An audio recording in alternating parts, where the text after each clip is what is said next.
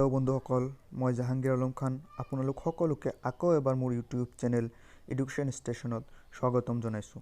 আজি আমাৰ বিষয় হৈছে ভাৰতীয় সংবিধান। আজি আমি ভাৰতীয় সংবিধানৰ লগত জড়িত কেইটামান অতিকৈ গুৰুত্বপূৰ্ণ প্ৰশ্নৰ বিষয়ে আলোচনা কৰিম, যিবিলাক আপোনালোকৰ আগন্তুক পৰীক্ষাবিলাকত সহায়ক হ'ব। স্পেচিয়েল যিটো আপোনাৰ টেট এক্সাম হৈ আছে, আমাৰ টেটৰ কাৰণে বেছি গুৰুত্বপূৰ্ণ। আহক আমি প্ৰথমটো প্ৰশ্ন আলোচনা কৰোঁ। সেইটো হৈছে সংবিধান সভাৰ খচৰা সমিতিৰ সভাপতি কোন আছিল? তাৰমানে ভাৰতীয় সংবিধানৰ যিটো খচৰা সমিতিৰ সভাপতি, তেখেত কোন আছিল? সিজন হৈছে doctor B R Ambedkar. Doctor B R Ambedkar ভাৰতীয় সংবিধান সভাৰ খচৰা সমিতিৰ সভাপতি আছিল। দ্বিতীয়টো প্ৰশ্ন হৈছে কাৰ পৰামৰ্শ মতে সংবিধান সভা গঠন কৰা হৈছিল? ভাৰতৰ যিটো সংবিধান সভা, এই সংবিধান সভাটো কাৰ পৰামৰ্শ মতে গঠন কৰা হৈছিল? সেইটো এনচাৰ হ'ব কেবিনেট মিছন। কেবিনেট মিছনৰ পৰামৰ্শ মতেহে ভাৰতৰ সংবিধানৰ যিটো সংবিধান সভাখন গঠন কৰা হৈছিল, আৰু এইটো হৈছিল 1946। আহক আমি তৃতীয়টো প্ৰশ্নলৈকে যাওঁ। সেইটো হৈছে ভাৰতীয় সংবিধানৰ উৎসসমূহ কি কি? তাৰমানে ভাৰতীয় সংবিধানটো কি কি উৎসৰ পৰা লোৱা হৈছে? ইয়াতে এনচাৰত চাব দিয়া আছে ভাৰত শাসন আইন। যিটো ভাৰত শাসন আইন আছে 1909, 1919 আৰু 1935। এইখিনিৰ পৰা কি কৰা হৈছে, বহুতবিলাক বৈশিষ্ট্য ভাৰতীয় সংবিধানত লোৱা হৈছে। একেধৰণে ব্ৰিটিছ শাসন ব্যৱস্থা, যিহেতুকে ব্ৰিটিছ চৰকাৰ আছিল, ব্ৰিটিছে ভাৰত শাসন কৰিছিল প্ৰায় 200 বছৰ কাল। সিহঁতৰ যিটো শাসন ব্যৱস্থা আছে, তাৰে পৰা বহুতবিলাক বৈশিষ্ট্য আমাৰ ভাৰতীয় সংবিধানত সোমাই গৈছে। ইয়াৰ উপৰি আৰু আছে, যেনেকৈ ধৰক অন্যান্য সংবিধানৰ পৰা বিভিন্ন ধৰণৰ বৈশিষ্ট্য ভাৰতীয় সংবিধানত লোৱা হৈছে। সমালোচকৰ মন্তব্য, যিবিলাক মানুহে সমালোচক যিবিলাক আছিল আমাৰ, সেই সমালোচকৰ যিবিলাক মন্তব্য, সেইবিলাকৰ পৰা হৈছে। ইয়াৰ উপৰিও সংবিধান সংশোধনৰ দ্বাৰাও নতুন নতুন বৈশিষ্ট্য আহিছে। ন্যায়িক সমীক্ষা আছে। এনেকুৱা বিভিন্ন ধৰণৰ আছে, যিবিলাকৰ পৰা ভাৰতীয় সংবিধানৰ প্ৰস্তুত কৰা হৈছে। এতিয়া হওক আমি কুৱেশ্যন নম্বৰ 4টো চাওঁ। কুৱেশ্যন নম্বৰ 4টো হৈছে ব্ৰিটিছ সংবিধানৰ পৰা ভাৰতীয় সংবিধানত গৃহীত এটা বৈশিষ্ট্য উল্লেখ কৰা।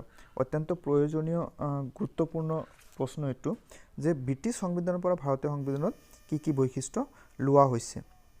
সেইবিলাকৰ মাজত আছে, চাব, নম্বৰ 1 নিৰ্বাচনী ব্যৱস্থা। যিটো আমাৰ নিৰ্বাচনী ব্যৱস্থা যিটো আছে, এইটো ব্ৰিটিছ সংবিধানৰ পৰা লোৱা হৈছে।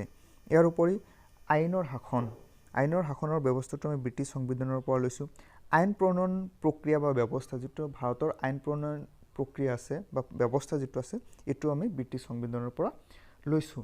ইয়াৰ উপৰি সংসদীয় চৰকাৰৰ ব্যৱস্থা যিটো, এইটো আমি ব্ৰিটিছ সংবিধানৰ পৰা লোৱা। অধ্যক্ষৰ আসনৰ যিটো ব্যৱস্থা আছে ভাৰতত, সেইটো আমি ব্ৰিটিছ সংবিধানৰ পৰা লোৱা। Next question number 5। ভাৰতীয় সংবিধানখন কেতিয়া গৃহীত হৈছিল? সেইটো হৈছিল 1949ৰ 26 নৱেম্বৰ তাৰিখে। এইটো আপোনালোকে জানি থ'ব, অত্যন্ত গুৰুত্বপূৰ্ণ প্ৰশ্ন। বন্ধুসকল, যদি মোৰ এই ভিডিঅ'টো ভাল লাগি আছে, তেতিয়াহ'লে আপোনালোকে মোৰ ভিডিঅ'টো লাইক কৰক, কিবা ভুল ত্ৰুটি পালে কমেণ্ট কৰক, আৰু যিমান পাৰে আপোনালোকৰ বন্ধু বান্ধৱীলৈকে শ্বেয়াৰ কৰক, আৰু মোৰ চেনেলটো ছাবস্ক্ৰাইব কৰক অনুগ্ৰহ কৰি। আহক আমি এতিয়া নেক্সট কুৱেশ্যনলৈকে গৈ আছোঁ। Question number 6। কুৱেশ্যন নম্বৰ 6টো হৈছে ভাৰতীয় সংবিধানখন কেতিয়া কাৰ্যকৰী হৈছিল? সেইটো হৈছিল 1950 চনৰ 26 জানুৱাৰী তাৰিখে। এই বস্তুখিনি অলপ মনত ৰাখিবলৈ চেষ্টা কৰিব, যে ভাৰতীয় সংবিধানখন কেতিয়া গৃহীত হৈছিল। যদি এইটো আহে তেতিয়াহ'লে হ'ব 1949 26 নৱেম্বৰ, কিন্তু যদি আহে কাৰ্যকৰী কেতিয়া হৈছিল, সেইটো হ'ব 1950 চনৰ 26 জানুৱাৰী তাৰিখ। এতিয়া হওক আমি পিছৰ কুৱেশ্যনলৈকে যাওঁ। Question number 7।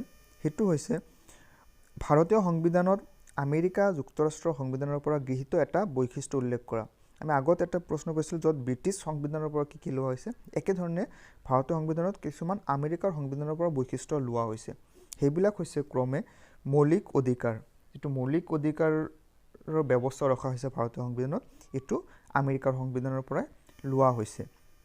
ইয়াৰ উপৰি ন্যায়পালিকাৰ স্বাধীনতা, ইণ্ডিপেণ্ডেণ্ট অফ জুডিচিয়াৰী, ন্যায়পালিকাৰ যিটো স্বাধীনতাৰ ব্যৱস্থা, এইটো ব্ৰিটিছ সংবিধানৰ পৰা লোৱা হৈছে। ইয়াৰ উপৰি ন্যায়িক সমীক্ষা যিটো আছে, জুডিচিয়েল ৰিভিউ, সেইটো আমি আমেৰিকা সংবিধানৰ পৰা লৈছোঁ। আহক আমি 8 নম্বৰ প্ৰশ্নলৈকে যাওঁ। 8 নম্বৰ প্ৰশ্নটো হৈছে আয়াৰলেণ্ড সংবিধানৰ পৰা ভাৰতীয় সংবিধানত গৃহীত এটা বৈশিষ্ট্য উল্লেখ কৰা। এইটো চাই থ'ব গুৰুত্বপূৰ্ণ হয়। সেইটো হৈছে ৰাষ্ট্ৰৰ নিৰ্দেশাত্মক নীতি। যিবিলাক ৰাষ্ট্ৰৰ আমাৰ ভাৰতৰ ৰাষ্ট্ৰৰ নিৰ্দেশাত্মক নীতি আছে, আপোনালোকে যদি চাই ভাৰতীয় সংবিধানখন, তাতে ৰাষ্ট্ৰৰ কাৰণে কিছুমান নিৰ্দেশাত্মক নীতি আছে, আৰু এই নিৰ্দেশাত্মক নীতি যিটো লোৱা হৈছে এইটো আয়াৰলেণ্ড সংবিধানৰ পৰা লোৱা হৈছে। এতিয়া হওক কুৱেশ্যন নম্বৰ 9, ভাৰতীয় সংবিধানত সমাজবাদী শব্দ কোনটো সংশোধনীত অন্তৰ্ভুক্ত কৰা হৈছে?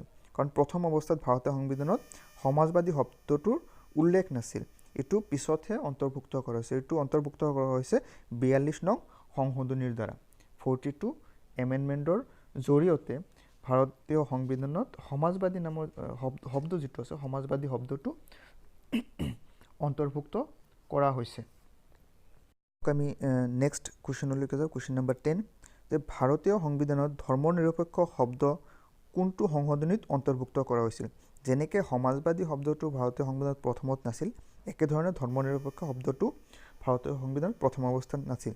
এইটো 42 নং সংশোধনীৰ দ্বাৰাহে অন্তৰ্ভুক্ত কৰা হৈছে। এতিয়া লাষ্ট যিটো প্ৰশ্ন এইটো হৈছে ভাৰতীয় সংবিধান সভাৰ সভাপতি কোন আছিল? তেখেত হৈছে ডক্টৰ ৰাজেন্দ্ৰ প্ৰসাদ।